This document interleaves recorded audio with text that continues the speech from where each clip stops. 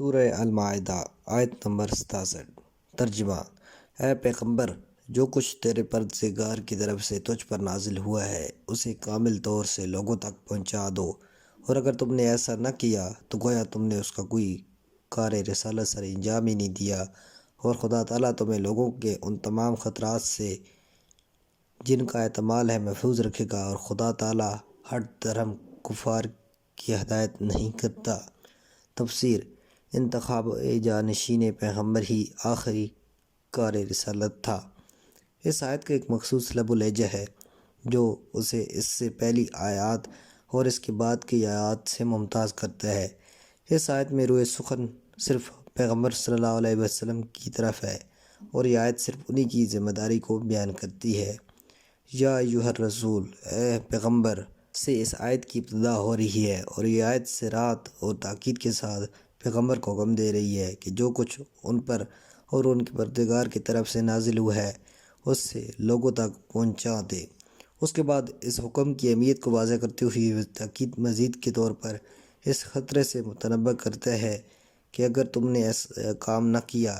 حالانکہ وہ ہرگز اس کام کی سر انجام دہی کو ترک نہ کرتے، تو یہ ایسا ہوگا کہ گویا تو نے رسالت کا کوئی کام سر انجام ہی نہیں دیا۔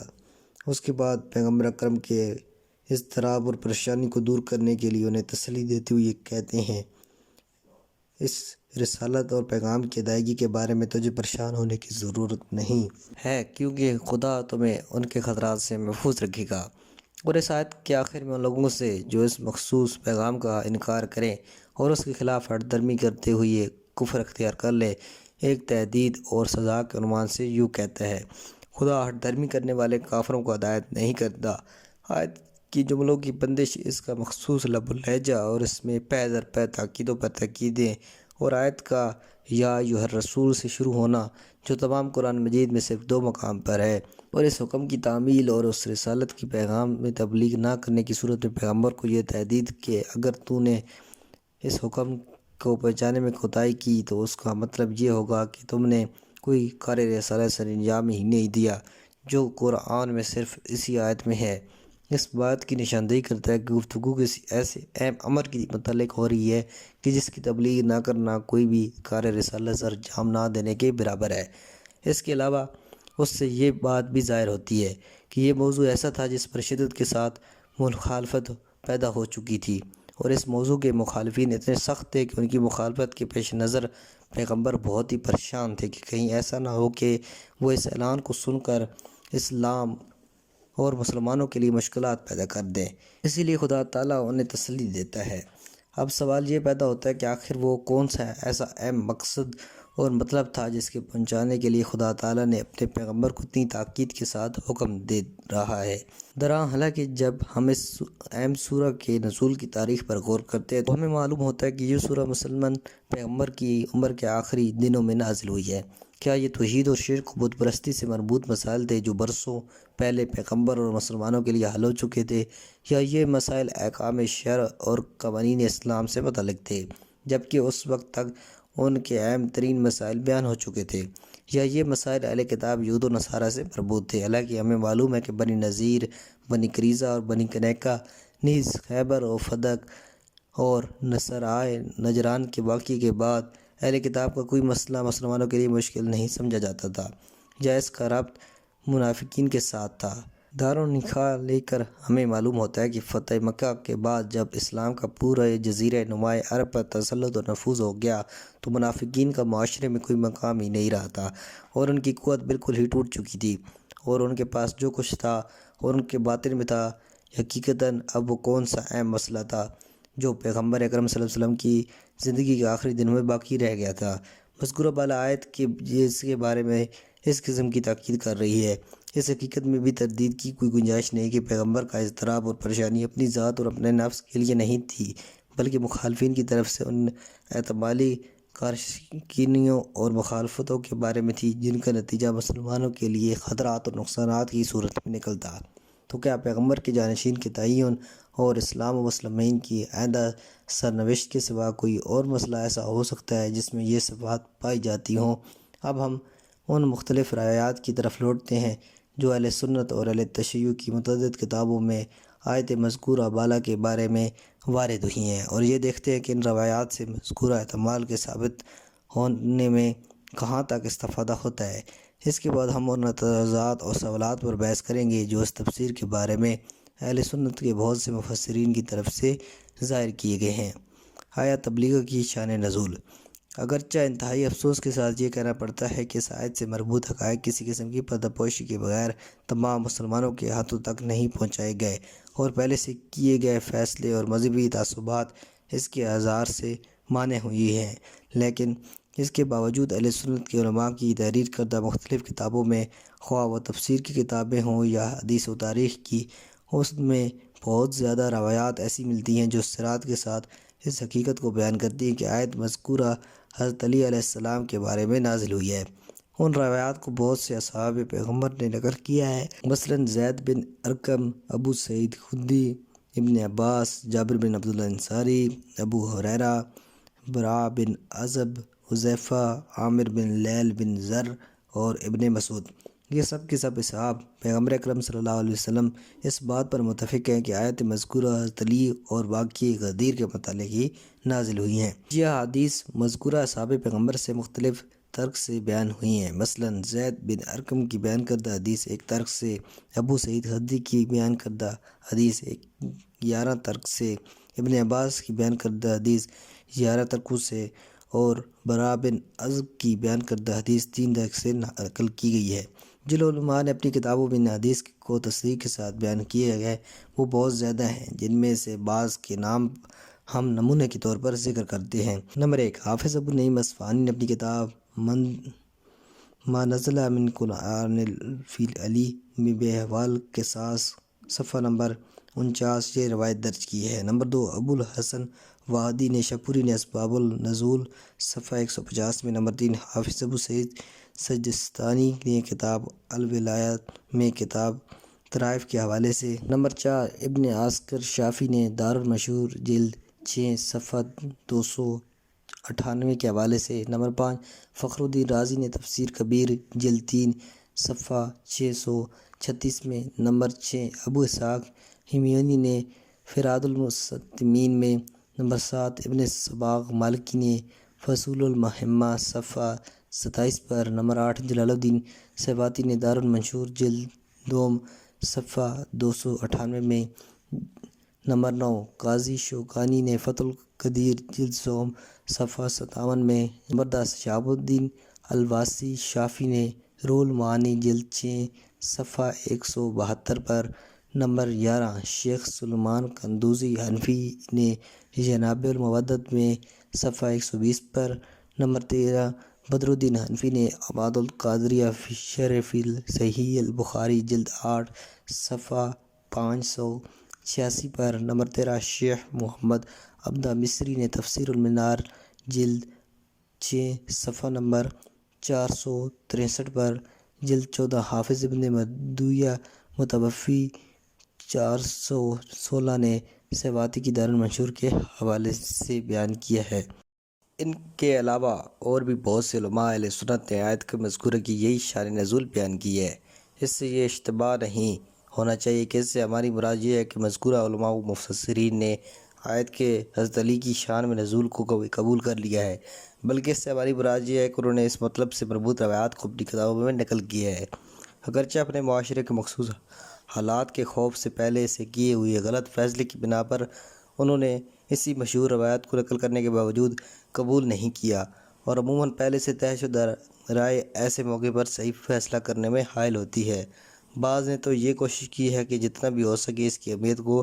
گھٹا کر پیش کیا جائے، مثلاً فخر الدین رازی نے جس کا تعصب مخصوص مذہبی مسائل میں مشہور و معروف ہے، اس شان نزول کی اہمیت کو کم کرنے کے لیے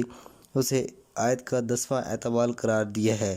اور دوسرے 9واں احتمال جو انتہائی کمزور اور بہت ہی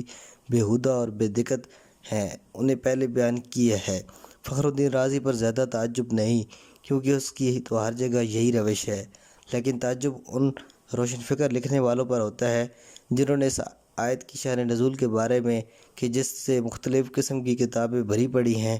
متعلقاً کوئی گفتگو ہی نہیں کی، یا اس کو اتنی کم اہمیت دی ہے کہ اس کی طرف توجہ ہی نہ جائے، جیسا کہ سید قطب نے فی ظلال میں اور محمد رشید رضائی نے المنار میں اس کی شان نزول کو بالکل بیان ہی نہیں کیا۔ ہمیں نہیں معلوم کہ آیا ان کا ماحول اس حقیقت کو بیان کرنے کی اجازت نہیں دیتا تھا، یا تعصب آمیز فکری حجاب اتنے زیادہ تھے کہ روشن فکری کی بجلی کی چمک ان پردوں کو ہٹا کر اس حقیقت کی گہرائی تک نہ پہنچ سکی۔ البتہ کچھ لوگ ایسے بھی ہیں جنہوں نے اس آیت کی شان نزول کو حضرت علی علیہ السلام کے بارے میں برملا طور پر تسلیم کیا ہے، لیکن انہوں نے اس بات کی تردید کی ہے کہ یہ آیت مسئلہ ولایت و خلافت پر دلالت کرتی ہے۔ ہم ان کے اعتراضات اور جوابات انشاءاللہ آگے چل کر بیان کریں گے۔ بہرحال جیسے کہ ہم اوپر بیان کرے آئے ہیں کہ وہ روایات جو اس بارے میں شیعہ کتب ہی میں نہیں بلکہ اہل سنت کی معروف کتابوں میں بھی ہیں، اتنی زیادہ ہیں کہ ان کا انکار کیا ہی نہیں جا سکتا اور نہ ہی انہیں آسانی کے ساتھ نظر انداز کیا جا سکتا ہے۔ ہماری سمجھ میں نہیں آتا کہ قرآن مجید کی دوسری آیات کی شان نزول میں تو ایک دو حدیث پر اتفاق کر لیا جاتا ہے، لیکن اس آیت کی شان نزول کے بارے میں اتنی کثیر روایات کو بھی کیوں کافی نہیں سمجھا جاتا؟ کیا یہ آیت ایسی خصوصیات رکھتی ہے جو دوسری آیات نہیں رکھتی؟ اور کیا اس آیت کے سلسلے میں اس سخت رویے کے متعلق کوئی منطقی دلیل مل سکتی ہے؟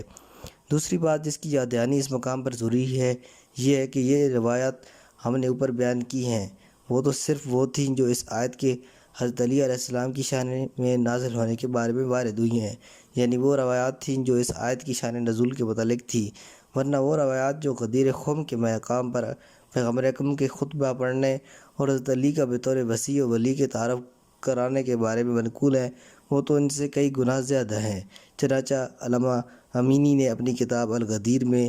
حدیث غدیر کو 110 اصحاب پیغمبر سے اور 84 تائبین سے اور 360 علماء سے اور مشہور کتب اسلامی سے اسناد و مدارک کے ساتھ نقل کیا ہے۔ یہ صورتحال اس بات کی نشاندہی کرتی ہے کہ مذکورہ حدیث قطعی ترین متواتر حدیث میں سے ہے، اور اگر کوئی شخص ایسی حدیث اور روایات کے قطعی و یقینی ہونے میں بھی شک و شبہ کرے تو پھر یہ کہنا پڑے گا کہ وہ کسی بھی متواتر حدیث کو قبول نہیں کر سکتا۔ ان تمام روایات کے متعلق بحث کرنا جو آیت کی شان نزول کے بارے میں وارد ہوئی ہیں، اور اسی طرح ان تمام روایات کے سلسلے میں گفتگو کرنا جو حدیث غدیر کے متعلق نقل ہوئی ہیں، میں ایک ضخیم کتاب کا محتاج ہے۔ ان کا تفصیلی بیان ہمیں تفسیر کے دائرے سے خارج کر دے گا، لہذا ہم اسی مقدار پر قناعت کرتے ہیں اور ان اشخاص کو جو اس سلسلے میں مزید مطالعہ کرنا چاہتے ہیں یہ دعوت دیتے ہیں کہ وہ سیواتی کی مشہور علامہ امینی کی الغدیر، قاضی نور اللہ شستری کی الحق الحق، شرف الدین کی المرجات اور محمد حسن مظفر کی دلائل الصادق جیسی کتابوں کی طرف رجوع کریں۔ واقعہ غدیر کا خلاصہ: وہ بہت سی روایات جو اس سلسلے میں وارد ہوئی ہیں باوجود کہ سب کی سب ایک ہی واقعے کی گرد گھومتی ہیں، پھر بھی اس طرح کی تعبیرات کی حامل ہیں۔ بعض روایات بہت مفصل اور طویل ہیں، بعض مختصر لیکن چپی تلی ہیں، بعض روایات اس واقعہ کا ایک گوشہ بیان کرتی ہیں تو دوسری روایات اس واقعے کے دوسرے پہلو پر روشنی ڈالتی ہوئی نظر آتی ہیں۔ لیکن ان تمام روایات کے مجموعے اور اسلامی تواریخ قرآن و حالات اور ماحول و مقام واقعی کے مطالعے سے یہ واقعہ سامنے آتا ہے۔ پیغمبر اکرم صلی اللہ علیہ وسلم کی زندگی کا آخری سال تھا۔ حجۃ الوداع کے مراسم جس قدر باوقار اور پرشکوہ ہو سکتے تھے اس قدر پیغمبر اکرم صلی اللہ علیہ وسلم کی ہمراہی میں اختتام پذیر ہوئی ہے۔ سب کے دل روحانیت سے سرشار تھے، ابھی ان کی روح اس عظیم عبادت کی معنوی لذت کا ذائقہ محسوس کر رہی تھی۔ اصحاب پیغمبر جن کی تعداد بہت زیادہ تھی اس عظیم نعمت سے فیض یاب ہونے اور اس سعادت کے حاصل ہونے پر جامع میں پھولے نہیں سماتے تھے۔ نہ صرف مدینہ کے لوگ اس سفر میں پیغمبر کے ساتھ تھے بلکہ جزیرہ نما عرب کے دیگر مختلف حصوں کے مسلمان بھی یہ عظیم تاریخی اعزاز و افتخار حاصل کرنے کے لیے آپ صلی اللہ علیہ وسلم کے ہمراہ تھے۔ سرزمین حجاز کا سورج دروں اور پہاڑوں پر آگ برسا رہا تھا، لیکن اس سفر کی بے نظیر روحانی مٹھاس تمام تکلیفوں کو آسان بنا رہی تھی۔ زوال کا وقت نزدیک تھا۔ آہستہ آہستہ حجب کی سرزمین اور اس کے بعد خشک اور جلانے والے غدیر خم کے بیابان نظر آنے لگے۔ دراصل یہاں پر ایک چوراہا ہے جو حجاز کے لوگوں کو ایک دوسرے سے جدا کرتا ہے۔ شمالی راستہ مدینہ کی طرف، دوسرا مشرقی راستہ عراق کی طرف، تیسرا راستہ مغربی ممالک اور مصر کی طرف، اور چوتھا جنوبی راستہ سرزمین یمن کو جاتا ہے۔ یہی وہ مقام ہے جہاں پر آخری مقصد اور اس عظیم سفر کا اہم ترین کام انجام پذیر ہونا تھا، تاکہ مسلمان پیغمبر کی اہم ذمہ داریوں میں سے ان کا آخری حکم جان کر ایک دوسرے سے جدا ہوں۔ جمعرات کا دن تھا اور ہجرت کا 10واں سال۔ 8 دن عید قربان کو گزرے تھے کہ اچانک پیغمبر کی طرف سے ان کے ہمراہیوں کو ٹھہر جانے کا حکم دیا گیا۔ مسلمانوں نے بلند آواز سے ان لوگوں کو جو قافلے سے آگے آگے چل رہے تھے واپس لوٹنے کے لیے پکارا، اور اتنی دیر کے لیے ٹھہر گئے کہ پیچھے آنے والے لوگ بھی جمع ہو جائیں۔ آفتاب خطۂ نصف النہار سے گزر گیا تو پیغمبر کے مؤذن نے اللہ اکبر کی صدا کے ساتھ لوگوں کو نماز ظہر پڑھنے کی دعوت دی۔ مسلمان جلدی جلدی نماز پڑھنے کے لیے تیار ہو گئے، لیکن فضا اتنی گرم تھی کہ بعض لوگ مجبور تھے کہ وہ اپنی ابا کا کچھ حصہ پاؤں کے نیچے اور باقی سر کے اوپر لے لے، ورنہ بیابان کی گرمی، ریت اور سورج کی شعاعیں ان کے سر اور پاؤں کو تکلیف دے رہی تھی۔ اس صحرا میں کوئی سایبان نظر آتا تھا اور نہ ہی کوئی سبزہ یا گھاس، صرف چند بے برگ و بار بیابانی درخت تھے جو گرمی کا سختی کے ساتھ مقابلہ کر رہے تھے۔ کچھ لوگ انہی چند درختوں کا سہارا لیے ہوئے تھے اور انہوں نے ان پر بحرانہ درختوں پر ایک کپڑا ڈال رکھا تھا اور پیغمبر کے لیے ایک سایبان بنا رکھا تھا، لیکن گرم ہوا اس سایبان کے نیچے سے گزرتی ہوئی سورج کی جلانے والی گرمی کو اس سایبان کے نیچے بھی پھیلا رہی تھی۔ بہرحال ظہر کی نماز پڑھ لی گئی۔ مسلمان ارادہ کر رہے تھے کہ فوراً اپنے چھوٹے چھوٹے خیموں میں جا کر پناہ لیں جو انہوں نے اپنے ساتھ اٹھا رکھے تھے، لیکن رسول اللہ نے انہیں آگاہ کیا کہ وہ سب کے سب خدا تعالیٰ کا ایک نیا پیغام سننے کے لیے تیار ہوں، جسے ایک مفصل خطبے کے ساتھ بیان کیا جائے گا۔ جو لوگ رسول اللہ سے دور تھے وہ پیغمبر کا ملکوتی چہرہ اس عظیم اجتماع میں دور سے نہیں دیکھ پا رہے تھے، لہٰذا اونٹوں کو پہلانوں کا ممبر بنایا گیا۔ پیغمبر اس کے اوپر تشریف لے گئے، پہلے پروردگار عالم کی حمد و ثنا بجا لائے اور خدا پر بھروسہ کرتے ہوئے یوں خطاب فرمایا: میں عنقریب خدا تعالیٰ کی دعوت پر لبیک کہتے ہوئے تمہارے درمیان سے جا رہا ہوں۔ میں بھی جواب دہ ہوں اور تم بھی جواب دہ ہو، تم میرے بارے میں کیا گواہی دو گے؟ لوگوں نے بلند آواز میں کہا، یعنی ہم گواہی دیں گے کہ آپ نے فریضہ رسالت انجام دیا اور خیر خواہی کی ذمہ داری کو انجام دیا اور ہماری ہدایت کی راہ میں صحیح و کوشش کی، خدا آپ کو جزائے خیر دے۔ اس کے بعد آپ صلی اللہ علیہ وسلم نے فرمایا، کیا تم لوگ خدا کی وحدانیت، میری رسالت اور روز قیامت کی حقانیت اور اس دن مردوں اور قبروں سے مبعوث ہونے کی گواہی نہیں دیتے؟ سب نے کہا، کیوں نہیں، ہم سب گواہی دیتے ہیں۔ آپ صلی اللہ علیہ وسلم نے فرمایا، خداوندہ گواہ رہنا۔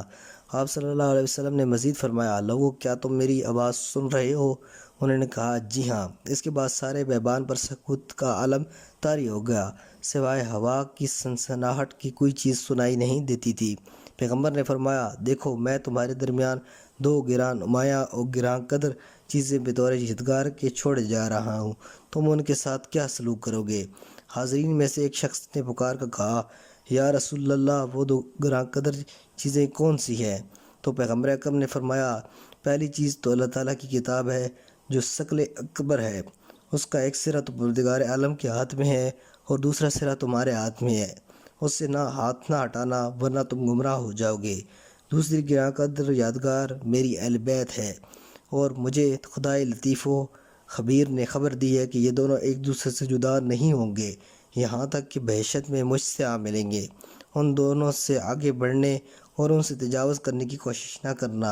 اور نہ ہی ان سے پیچھے رہنا کہ اس صورت میں تم ہلاک ہو جاؤ گے۔ اچانک لوگوں نے دیکھا کہ رسول اللہ اپنے ارد گرد نگاہ دوڑا رہے ہیں، گویا کسی کو تلاش کر رہے ہوں۔ جو ہی آپ کی نظر حضرت علی علیہ السلام پر پڑی، فوراً ان کا ہاتھ پکڑ لیا اور انہیں اتنا بلند کیا کہ دونوں کی بغلوں کے نیچے کی سفیدی نظر آنے لگی، اور سب لوگوں نے انہیں دیکھ کر پہچان لیا کہ یہ تو اسلام کا وہی سپہ سالار ہے جس نے کبھی شکست کا منہ نہیں دیکھا۔ اس موقع پر پیغمبر اکرم صلی اللہ علیہ وسلم کی آواز زیادہ نمایاں اور بلند ہو گئی اور آپ صلی اللہ علیہ وآلہ وسلم نے ارشاد فرمایا، ایھا الناس من اولی الناس بالمؤمنین من انفسہم، یعنی اے لوگوں بتاؤ وہ کون ہے جو تمام لوگوں کی نسبت مومنین پر خود ان سے زیادہ اولویت رکھتا ہے۔ اس پر سب حاضرین نے باریک آواز جواب دیا کہ خدا اور اس کا پیغمبر بہتر جانتے ہیں۔ تو پیغمبر نے فرمایا، خدا میرا مولا اور رہبر ہے اور میں مومنین کا مولا اور رہبر ہوں، اور اس کے پر ان کی نسبت خود ان سے زیادہ حق رکھتا ہوں، اور میرا ارادہ ان کے ارادے سے مقدم ہے۔ اس کے بعد فرمایا، من کنتم مولا فہذا علی مولا، یعنی جس کا میں مولا ہوں اس کا علی مولا اور رہبر ہے۔ پیغمبر اکرم صلی اللہ علیہ وسلم نے اس جملے کی 3 مرتبہ تکرار کی، اور بعض راویوں کے قول کے مطابق پیغمبر نے یہ جملہ 4 مرتبہ دہرایا اور اس کے بعد آسمان کی طرف سر بلند کر کے بارگاہ خداوندی میں عرض کی، یعنی بار الہ، جو اس کو دوست رکھے تو اس کو دوست رکھ، اور جو اس سے دشمنی کرے تو اس سے دشمنی رکھ، جو اس سے محبت کرے تو اس سے محبت کر، اور جو اس سے بغض رکھے تو اس سے بغض رکھ، جو اس کی مدد کرے تو اس کی مدد کر، اور جو اس کی مدد سے کنارہ کشی کرے تو اس سے اپنی مدد سے محروم رکھ، اور حق کو ادھر پھیر جدھر وہ رخ کرے۔ اس کے بعد فرمایا، یعنی تمام حاضرین آگاہ ہو جائیں اس بات پر کہ یہ ان کی ذمہ داری ہے کہ وہ اس بات کو ان لوگوں تک پہنچائیں جو یہاں پر اور اس وقت موجود نہیں ہیں۔ پیغمبر کا خطبہ ختم ہو گیا۔ پیغمبر پسینے میں شربور تھے، حضرت علی بھی پسینے میں نہائے ہوئے تھے، دوسرے تمام حاضرین کے بھی سر سے پاؤں تک پسینہ بہہ رہا تھا۔ اب اس جمید کی صفیں ایک دوسرے سے جدا نہیں ہوئی تھی کہ جبریل امین وحی لے کر نازل ہوئی ہے اور تکمیل دین کی پیغمبر کو بائیں الفاظ بشارت دی، الیوم اکملت لکم دینکم واتممت علیکم نعمتی، آج کے دن میں نے تمہارے لیے تمہارے دین اور آئین کو کامل کر دیا اور اپنی نعمت کو تم پر تمام کر دیا۔ اتمام نعمت کا پیغام سن کر پیغمبر نے فرمایا، ہر طرح کی بزرگی اور بڑائی خدا ہی کے لیے ہے جس نے اپنے دین کو کامل فرمایا اور اپنی نعمت کو ہم پر تمام کیا، اور میری نبوت اور رسالت اور میرے بعد کے لیے علی کی ولایت کے لیے خوش ہوا۔ امیر المومنین علی علیہ السلام کی ولایت کا پیغمبر کی زبان مبارک سے اعلان سن کر حاضرین میں مبارکباد کا شور برپا ہوا۔ لوگ بڑھ چڑھ کر اس اعزاز و منصب پر حضرت علی کو اپنی طرف سے مبارکباد پیش کر رہے تھے۔ معروف شخصیتوں میں سے حضرت ابوبکر اور عمر کی طرف سے مبارکباد کے یہ الفاظ تاریخ کے اوراق میں محفوظ ہے کہ انہوں نے کہا، بخن بخن لکا یا ابن ابی طالب، مبارک ہو اے فرزند ابی طالب کہ آپ میرے اور تمام صاحبان ایمان مردوں اور عورتوں کے مولا اور رہبر ہو گئے۔ اس وقت ابن عباس نے کہا، باخدا یہ عہد و پیمان سب کے گردنوں میں باقی رہے گا۔ عرب کے مشہور شاعر مداح رسول اللہ صلی اللہ علیہ وسلم حسان بن ثابت نے پیغمبر سے اجازت لے کر اس موقع کی مناسبت سے ایک قصیدہ پڑھا جس کی ابتدائی اشعار یہ ہیں، یعنی پیغمبر نے غدیر کے دن خم کے میدان پر انہیں ندا دے اور پکارا، اور یہ پکارنے والا کس قدر گرامی قدر تھا۔ فرمایا، تمہارا مولا اور تمہارا نبی کون ہے؟ تو انہوں نے بلا تردد صراط کے ساتھ جواب دیا کہ آپ کا خدا ہمارا مولا اور آپ ہمارے پیغمبر ہیں، اور ہم آپ کی ولایت کے قبول کرنے سے روگردانی نہیں کریں گے۔ اس پر پیغمبر نے حضرت علی سے کہا، کھڑے ہو جاؤ کیونکہ میں نے تمہیں اپنے بعد کے لیے امام اور رہبر منتخب کیا ہے۔ اس کے بعد فرمایا، جس شخص کا میں مولا ہوں اور اس شخص کا علی و مولا اور رہبر ہے، بس تم سچے دل سے اس کی پیروی کرنا۔ اس وقت پیغمبر نے عرض کیا، بار الہ اس کے دوست کو دوست اور اس کے دشمن کو دشمن رکھنا۔ یہ تھا مشہور حدیث غدیر کا خلاصہ جو اہل سنت اور شیعہ کتب میں موجود ہے۔ جرح و تنقید اور اعتراضات۔ اس میں شک نہیں کہ اگر یہ آیت خلافت علی کے علاوہ کسی دوسرے موضوع سے متعلق ہوتی تو جیسا کہ ہم بیان کر چکے ہیں کہ ان روایات اور خود آیت میں موجود قرائن سے کم مقدار پر بھی قرائت کر لی جاتی، جیسا کہ دنیا اسلام کے بڑے بڑے مفسرین قرآن کریم کی باقی تمام آیات کی تعبیر میں بعض اوقات زیر نظر آیت کے موجود مدارک کے 10ویں حصے بلکہ اس سے بھی کم تر پر قناعت کر لی ہے، لیکن افسوس کے ساتھ کہنا پڑتا ہے کہ اس مقام پر تعصب کے پردے بہت سے حقائق کو قبول کرنے میں رکاوٹ بن گئے ہیں۔ جن لوگوں نے اس آیت کی تفسیر اور ان پر متعدد روایات کے متعلق جو اس آیت کی شان نزول کے بارے میں بیان ہوئی ہیں اختلاف کیا ہے اور حد تواتر سے بڑی ہوئی ہیں، تو ان روایات کے مقابلے میں علم مخالفت بلند کی ہے جو دراصل واقعی غدیر کے متعلق ہیں۔ 2 قسم کے ہیں۔ پہلی قسم ان لوگوں کی ہے جو کہ شروع ہی سے نہ صرف دشمنی اور ہٹ درمی سے اس پر بحث کرتے ہیں بلکہ انہوں نے شیعوں کی ہتک و توہین، بدگوئی اور دوشنام ترازی کا راستہ اختیار کیا ہے۔ دوسری قسم ان لوگوں کی ہے جنہوں نے روح و تحقیق کی حفاظت کی ہے اور وہ کسی حد تک حقیقت کی تہہ تک پہنچ گئے ہیں، لہٰذا انہوں نے استدلال کی راہ اپنائی ہے اور اسی بنا پر انہوں نے حقائق کے ایک حصے کو اعتراف کر لی ہے، لیکن انہوں نے اس آیت اور اس سے مربوط روایات بیان کرنے سے پہلے کچھ اشکالات بیان کیے ہیں، اور وہ اشکالات جو شاید ان خاص حالات کا نتیجہ تھے جو ان کے فکری ماحول پر معیت تھے، بیان کرنے کے بعد اس آیت اور اس سے مربوط روایات ذکر کی ہیں۔ پہلے گروہ کا واضح نمونہ ابن تمیم ہے۔ اس نے اپنا موقف کتاب منہاج السنہ میں بیان کیا ہے۔ اس میں اس کی حالات بالکل اس شخص کی طرح ہیں جو روز روشن میں اپنی طرح آنکھیں بند کر لے اور اپنی آنکھیں زور زور سے کانوں میں ٹھونس لے اور چلانا شروع کر دے کہ سورج کہاں ہے۔ نہ تو وہ اپنی آنکھوں کو کھولنے کے لیے تیار ہوتا ہے اور کچھ حقائق کو دیکھ لے، نہ کانوں سے انگلیاں نکالنے پر آمادہ ہوتا ہے کہ کچھ اسلامی محدثین و مفسرین کی دعود و فریاد سن سکے۔ بس مسلسل پے در پے گالیاں یہ چلے جا رہا ہے اور ہتک و حرمت پر کمر بستہ ہے۔ ایسے افراد جہالت، بے خبری، ہٹ دھرمی اور خشونت امیز تعصب کے ہاتھوں اتنے مجبور ہیں کہ ایسے واضح اور بدیہی مسائل کا بھی انکار کر دیتے ہیں جن کا ہر آدمی آسانی کے ساتھ ادراک کر سکتے ہیں۔ لہٰذا ایسے شخص کی باتیں نقل کرنے کی ہم اپنے آپ کو زحمت دیتے ہیں اور نہ ہی ان کے جوابات پڑھنے کی تکلیف قرائنین کو دیتے ہیں، کیونکہ عظیم اسلامی علماء مفسرین جن کی اکثریت علماء اہل سنت میں ہے، جنہوں نے تصریح کی ہے اور یہ آیت حضرت علی کی شان میں نازل ہوئی ہے، اور جو شخص ان کے خلاف ڈھٹائی سے کہے کہ ان میں سے کسی ایک نے بھی ایسی کوئی چیز اپنی کتاب میں نقل نہیں کی، ایسے شخص کے بارے میں ہم کیا کہہ سکتے ہیں اور ایسے آدمی کی بات کیا وزن رکھتی ہے کہ جس پر ہم بحث کریں۔ قابل توجہ بات یہ ہے کہ ابن تیمیہ نے ان بہت سی معتبر کتابوں کے مقابلے میں کہ جن میں اس آیت کے حضرت علی کی نشان میں نازل ہونے کے اثرات کے ساتھ بیان کیا گیا ہے، اپنی برائت کے لیے اس مضحک خیز جملے پر اتفاق کیا ہے۔ علماء سے جو یہ جانتے ہیں کہ وہ کیا کہہ رہے ہیں، کوئی بھی اس آیت کو حضرت علی کی شان میں نازل ہونا نہیں جانتا۔ گویا صرف وہ علماء جو ابن تیمیہ کے عناد آلود ہٹ دھرمی کے افراد و زدہ میلانات کے ساتھ ہم آواز ہیں، صرف وہی سمجھتے ہیں کہ کیا کہہ رہے ہیں، ورنہ جو شخص اس کا ہم آواز نہیں ہے وہ ایسا دانشمند ہے کہ جس پر یہ پتہ نہیں کہ وہ کیا کہہ رہا ہے۔ یہ ایسے شخص کی منطق ہے کہ جس کی فکر پر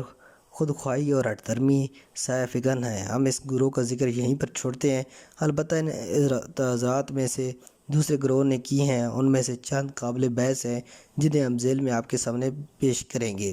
نمبر 1، کیا مولا کا معنی اولا بالتصرف ہے؟ اہم ترین اعتراضات جو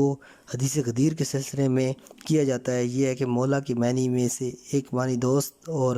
یار و مددگار بھی ہے، اور معلوم نہیں کہ یہاں پر معنی مراد نہ ہو۔ اس بات کا جواب کوئی مشکل یا پیچیدہ نہیں ہے، کیونکہ ہر غیر جانبدار دیکھنے والا شخص جانتا ہے کہ علی کی دوستی کے ذکر اور یاد دہانی کے لیے ان مقدمات اور تشکیلات اور خشک جلا دینے والے بیابان کے وسط میں خطبہ پڑھنے اور لوگوں کو بانٹ ٹھہرانے اور ان سے پے در پے اقرار لینے اور اعتراف کرانے کی ضرورت نہیں تھی، کیونکہ مسلمانوں کا ایک دوسرے سے دوستی رکھنا مسائل اسلامی میں سے ایک بدیہی ترین مسئلہ تھا جو آغاز اسلام سے ہی موجود تھا۔ اس کے علاوہ یہ کوئی ایسا مطلب نہیں تھا کہ جس کی پیغمبر نے اس وقت تک تبلیغ نہ کی ہو، بلکہ آپ تو بارہا اس کی تبلیغ کر چکے تھے۔ یہ کوئی ایسی چیز بھی نہیں تھی کہ جس کے اظہار سے آپ پریشان ہو اور خدا کو اس کی تسلی کے اور حفاظت کی ضمانت دینی پڑے۔ یہ کوئی ایسا مسئلہ بھی نہیں تھا کہ خداوند عالم اس لب و لہجے کے ساتھ اپنے پیغمبر سے گفتگو کرتا، اگر اس کی تبلیغ نہ کی تو رسالت کی بھی تبلیغ نہ کی۔ یہ سب چیز اس بات کی گواہی دیتی ہے کہ یہ مسئلہ ایک عام دوستی سے کہیں اونچا تھا، وہ دوستی جو اسلام کے پہلے ہی دن سے اخوت اسلامی کی الف کا حصہ شمار ہوتی تھی۔ اس کے علاوہ اگر اس سے ایک عام اور سادہ دوستی کا بیان کرنا ہی منظور ہوتا تو پیغمبر پہلے یہ اقرار لوگوں سے کیوں لیتے کہ یعنی کیا میں تمہاری نسبت تمہارے نفوذ پر خود تم سے زیادہ اقدار اور صاحب اختیار نہیں ہوں؟ یہ جملہ ایک عام دوستی کے بیان کے ساتھ کسی قسم کی مناسبت رکھتا ہے، نیز ایک عام دوستی تو یہ مقام نہیں رکھتی تھی کہ لوگ یہاں تک کہ حضرت عمر جیسے شخصیات بھی حضرت علی کو اس طرح سے مبارکباد اور تہنیت پیش کرتے، اے علی آپ میرے اور ہر مومن مرد اور ہر مومن عورت کے مولا ہو گئے۔ یہ حضرت علی اس دن ایک عام مسلمان کی حیثیت سے پہچانے نہیں گئے تھے، کیونکہ ایک مسلمان کی دوستی تو تمام مسلمانوں پر لازم اور ضروری ہے۔ کیا مسلمانوں کے لیے آپس میں ایک دوسرے سے دوستی کرنا کوئی نئی بات تھی کہ جس کے لیے مبارکباد دینے کی ضرورت ہو، اور وہ بھی رسول اللہ کی عمر کے آخری سال میں؟ اس کے علاوہ کیا حدیث ثقلین اور بدائے پیغمبر سے تعلق رکھنے والی تمام تعبیرات کا حضرت علی کی دوستی کے مسئلے سے بھی کوئی ربط ہو سکتا ہے؟ حضرت علی مومنین کے ساتھ ایک عام دوستی کا تقاضا یہ نہیں ہے کہ پیغمبر اکرم اسے قرآن کے ہم پلہ اور برابر قرار دیں۔ کیا یار غیر جانبدار دیکھنے والا شخص اس تعبیر سے یہ نہیں سمجھتا کہ یہاں پر مسئلہ رہبری اور امامت سے متعلق گفتگو ہو رہی ہے؟ کیونکہ پیغمبر صلی اللہ علیہ وسلم کی رحلت کے بعد قرآن مسلمانوں کا پہلا رہبر ہے، لہٰذا اسی بنیاد پر اہل بیت علیہ السلام مسلمانوں کے دوسرے رہبر ہیں۔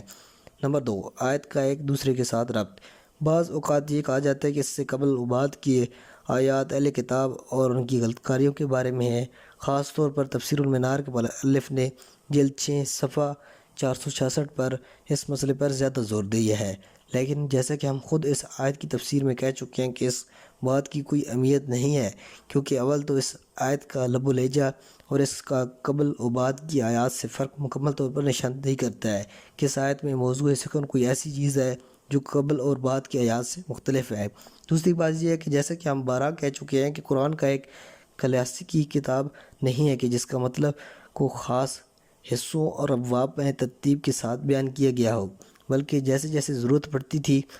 اور مختلف حوادث اور واقعات نما ہوتے تھے ان کے مطابق نازل ہوتا رہا۔ لہٰذا ہم دیکھتے ہیں کہ قرآن ایک جنگ کے متعلق بحث کرتے کرتے یکجا ایک فروعی حکم کا ذکر چھیڑ دیتا ہے، یا جب وہ یہود و نصارہ کے بارے میں گفتگو کر رہا ہوتا ہے تو اچانک ہی مسلمانوں کی طرف روح سخن کرتے ہوئے ایک اسلامی حکم ان کے لیے بیان کر دیتا ہے۔ مزید وضاحت کے لیے پھر ایک دفعہ اس بحث کی طرف رجوع فرمائیں جو ہم نے اس آیت کی تفسیر کے ابتدا میں کی ہے۔ تعجب کی بات یہ ہے کہ بعض متعصب قسم کے لوگوں کو اس بات پر اصرار ہے کہ یہ آیت ابتدائی بعثت میں نازل ہوئی ہے، حالانکہ سورہ مائدہ پیغمبر صلی اللہ علیہ وسلم کی زندگی کے آخری ایام میں نازل ہوئی ہے، اور اگر وہ یہ کہیں کہ صرف یہ ایک آیت مکہ میں ابتدائی بعثت میں نازل ہوئی ہے اور اس کے بعد کسی مناسبت سے اس سورہ کی آیت کے درمیان آ گئی ہے، تو ہم کہیں گے کہ یہ بات تو بالکل اس بات کے الٹ ہے جسے آپ منوانا چاہتے ہیں، کیونکہ ہم جانتے ہیں کہ ابتدائی بعثت میں نہ تو پیغمبر یہودیوں کے ساتھ برسر جنگ تھے اور نہ ہی عیسائیوں کے ساتھ۔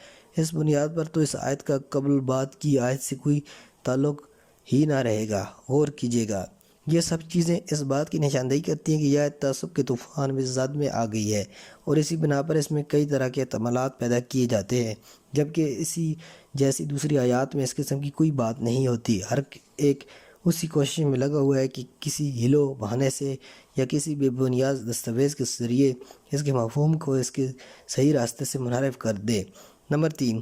کا یہ حدیث تمام کتب صحاح میں نقل ہوئی ہے؟ بعض کہتے ہیں کہ ہم کس طرح اس حدیث کو قبول کر سکتے ہیں جبکہ بخاری اور مسلم نے اپنی اپنی کتاب میں اسے نقل نہیں کیا۔ یہ اعتراض بھی عجائبات میں سے ہے، کیونکہ اول تو بہت سی معتبر حدیثوں ایسی ہیں جنہیں علماء اہل سنت نے قبول کیا ہے، حالانکہ وہ صحیح بخاری اور صحیح مسلم میں نہیں ہے، اور یہ کوئی پہلی حدیث بھی نہیں کہ جس کی یہ وضع و کیفیت ہو۔ دوسری بات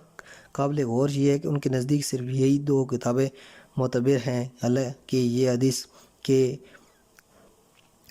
حدیث ان کے قابل اعتماد منابع اور کتب میں موجود ہے، یہاں تک کہ سائنسداں اہل سنت کی 6 مشہور کتابیں جن پر وہ اعتماد کرتے ہیں، مثلا سنن ابن ماجہ میں یہ حدیث موجود ہے، اسی طرح مسند احمد حنبل میں بھی یہ حدیث آئی ہے، اور حاکم، ذہبی اور ابن حجر جیسے علماء نے بھی اپنے شرح وفاق تعصب کے باوجود اس حدیث کے بہت سے ترک کے صحیح ہونے کا اعتراف کیا ہے۔ بنابر بعید نہیں کہ بخاری و مسلم اس مخصوص فضا اور گھٹے ہوئے ماحول میں سرین اپنی کتاب میں اس چیز نہ لکھ سکے ہوں یا نہ لکھنا چاہتے ہوں جو ان کے وقت کے صاحبان اقتدار کے مزاج کے خلاف تھی۔ نمبر 4، حضرت علیہ السلام نے اور اہل بیت نے اس حدیث سے استدلال کیوں نہیں کیا؟ بعض حضرات کہتے ہیں کہ اگر حدیث قدیر اس عظمت کے ساتھ موجود تھی تو خود حضرت علی نے اور ان کے اہل بیت اور یار انصار نے، ان سے تعلق رکھنے والوں نے ضروری مقامات پر اس سے استدلال کیوں نہ کیا؟ آیا یہ بہتر تھا کہ حضرت علی کی حقانیت ثابت کرنے کے لیے اس قسم کے اہم مدارک کو سند کے طور پر پیش کرتے؟ یہ اعتراض بھی اسلامی کتابوں سے، خواہ وہ حدیث سے متعلق ہوں یا تاریخ و تفسیر سے، عدم واقفیت کا نتیجہ ہے، کیونکہ اہل سنت کے علماء کی کتابوں میں ایسے بہت سے مواقع کا ذکر کیا گیا ہے جہاں پر خود حضرت علی نے یا ائمہ اہل بیت نے یا اس مسلک سے تعلق رکھنے والے لوگوں نے حدیث قدیر سے استدلال کیا ہے۔ ان میں سے ایک واقعہ خود حضرت علی سے متعلق ہے، جیسے خطبہ خزومی نے عامر بن وصلہ کے حوالے سے نقل کیا ہے۔ عامر کہتا ہے، میں عاشوراء کے روز حضرت علی کے ساتھ اس گھر میں موجود تھا، میں نے خود سنا کہ آپ ارکان شورا سے اس طرح کہہ رہے تھے کہ میں ایک ایسی محکم دلیل تمہارے سامنے قائم کرتا ہوں جسے عرب اور عجم مل کر بھی تبدیل کرنے کی طاقت نہیں رکھتے، تمہیں خدا کی قسم بتلاؤں، کیا تمہارے درمیان کوئی ایسا شخص ہے کہ جس نے مجھ سے پہلے خدا کو اس کی توحید و یکتائی کے ساتھ پکارا ہو؟ اس کے بعد آپ نے خاندان رسالت کی معنوی عظمتیں بیان کی، یہاں تک کہ آپ نے فرمایا تمہارے خدا کی قسم دیتا ہوں، بتلاؤ کیا تمہارے درمیان میرے علاوہ اور کوئی شخص ایسا ہے جس کے حق میں پیغمبر نے یہ کہا ہو، من کنتم مولا فاز علی مولا؟ سب نے کہا نہیں۔ یہ روایت حمینی نے فراد المستمین باب 58 میں، اور اسی طرح ابن حاتم نے دارالنظیم میں، دارالقطنی کی اپنی کتاب میں، ابن عقدہ نے اپنی کتاب میں، اور ابن ابی الحدید نے شرح نہج البلاغہ میں نقل کیا ہے۔ فرات المستمین کے باب 58 میں منقول ہے کہ حضرت علی نے حضرت عثمان کے زمانے میں مسجد کے اندر چند لوگوں کی موجودگی میں بھی واقعہ غدیر سے استدلال کیا۔ اس طرح کوفہ میں ان لوگوں کے سامنے بھی جو پیغمبر کی طرف سے ان کی خلافت بلا فصل کے لیے نص ہونے کا انکار کر رہے تھے، سراج کے ساتھ حدیث سے استدلال کیا۔ الغدیر کے مطابق اس حدیث یعنی کوفہ میں واقع غدیر سے آپ کے استدلال کو اہل سنت کی مشہور کتابوں اور معروف مواقعوں میں 4 صحابہ اور 14 تابعین سے روایت کیا گیا ہے۔ جنگ جمل کے دن بھی حاکم کی کتاب مستدرک جلد سوم صفحہ 371 کی روایت کے مطابق طلحہ کے سامنے حدیث غدیر سے استدلال فرمایا۔ نیز جنگ صفین کے دن سلیم بن قیس ہلالی کی روایت کے مطابق حضرت علی نے اپنے لشکر گاہ میں مہاجرین اور انصار اور اطراف و جانب سے آنے والے لوگوں کے سامنے اس حدیث سے استدلال کیا، اور بدرین جو جنگ بدر میں پیغمبر کے ساتھ تھے میں سے 12 افراد نے کھڑے ہو کر گواہی دی کہ انہوں نے یہ حدیث پیغمبر سے سنی ہے۔ حضرت علی علیہ السلام کے علاوہ بنوائے اسلام حضرت فاطمہ، امام حسن اور امام حسین، عبداللہ بن جعفر، عمار یاسر، قیس بن سعد، عمر بن عبدالعزیز اور عباسی خلیفہ مامون نے بھی اس حدیث کو سند کے طور پر پیش کیا ہے۔ یہاں تک کہ عمرو بن عاص نے اس خط میں جو اس نے معاویہ کو اس لیے لکھا تھا کہ وہ اس پر اچھی طرح سے بات ثابت کر دے کہ وہ حضرت علی کے مرتبہ مقام اور معاویہ کی وضع سے متعلق حقائق سے خوب آگاہ ہے، اس خط میں اس نے اصرات کے ساتھ مسئلہ غدیر کا ذکر کیا تھا، اور اسے خطیب خرزومی حنفی نے اپنی کتاب مناقب کے صفحہ 64 پر نقل کیا ہے۔ وہ لوگ جو اس سے اپنی کتاب مناقب کے صفحہ 26 پر نقل کیا ہے، وہ لوگ جو اس سے زیادہ توضیحات کے خواہاں ہیں اور حضرت علی اور اہل بیت صحابہ اور غیر صحابہ کی طرف سے حدیث غدیر سے اصطلاح کرنے کے بارے میں ان روایات کے مختلف ماخوذوں میں بیان سے آگاہ ہونا چاہیں تو وہ کتاب الغدیر جلد اول صفحات 59 تا 213 کی طرف رجوع کرے۔ علامہ امینی مرحوم نے صحابہ اور غیر صحابہ میں سے 22 حضرات سے مختلف مواقع پر اس حدیث سے استدلال کرنے کی روایت پیش کی ہے۔ نمبر 5، آیت کے آخری جملے کا مفہوم کیا ہے؟ بعض کہتے ہیں کہ اگر یہ آیت حضرت علی کو خلافت و ولایت کا منصب عطا کرنے اور واقعہ غدیر سے مربوط ہے تو پھر یہ آخری جملہ کہ یعنی خدا کافر قوم کا ہدایت نہیں کرتا اس مسئلے سے کیا ربط رکھتا ہے؟ اس اعتراض کا جواب دینے کے لیے بس اتنا جان لینا ہی کافی ہے، لفظ کفر لغت میں بھی اور اس طرح قرآن کی زبان میں بھی انکار، مخالفت اور ترک کرنے کی معنی میں ہے۔ کبھی انکار خدا یا انکار نبوت پیغمبر کے لیے بولا جاتا ہے، اور کبھی دوسرے احکام کے مقابلے میں انکار یا مخالفت یا اس کا اطلاق ہوتا ہے۔ سورہ آل عمران آیت 97 میں حج کے بارے میں ہے۔ جو لوگ حج کے حکم کو پامال کرتے ہیں اور اس کی مخالفت کرتے ہیں تو وہ خدا کو کوئی نقصان نہیں پہنچاتے، خدا تو تمام جہانوں سے بے نیاز ہے۔ سورہ بقرہ کی آیت 102 میں جادوگروں کے لیے بھی اور ان کے بارے میں بھی کہ جو جادو میں آلودہ نہیں لفظ کفر بولا گیا ہے۔ سورہ ابراہیم آیت 22 میں بھی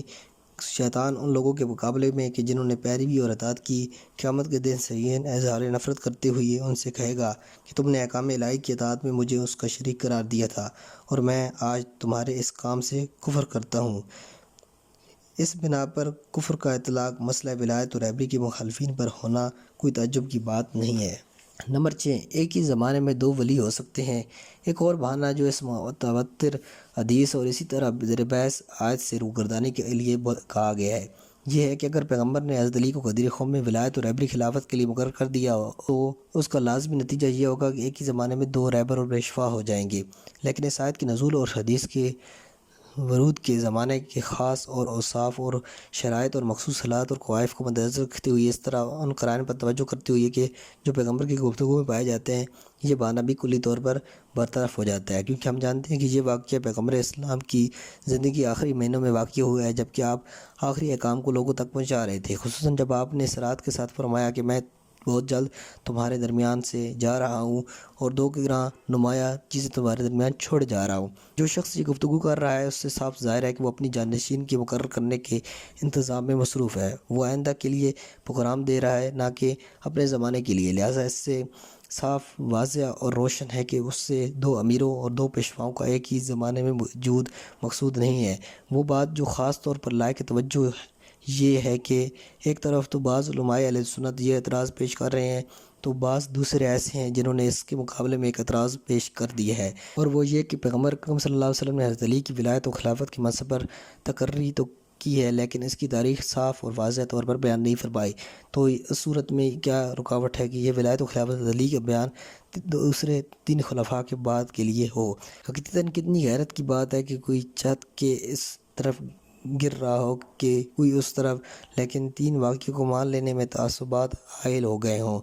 ذرا کوئی ان سے یہ تو پوچھے کہ اگر پیغمبر یہ چاہتے کہ اپنے چوتھے خلیفہ کو معین کریں اور مسلمانوں کے آئندہ کی فکر تھی تو کیوں اپنے پہلے، دوسرے اور تیسرے خلیفہ کا ذکر، جس کا تعین چوتھے خلیفے پر مقدم اور لازم تھا، غدیر خم کے خطبے میں نہ فرمایا؟ یہاں ہم اپنا سب کا بیان دہراتے ہیں اور اس بحث کو ختم کرتے ہیں کہ اگر مخصوص نظریات درمیان میں نہ ہوتے تو یہ تمام اعتراضات اس آیت اور اس حدیث کے سلسلے میں نہ کیے جاتے، جس طرح سے دوسرے مواقع پر اس قسم کا کوئی اعتراض نہیں ہوا ہے۔ والسلام علیکم ورحمۃ اللہ۔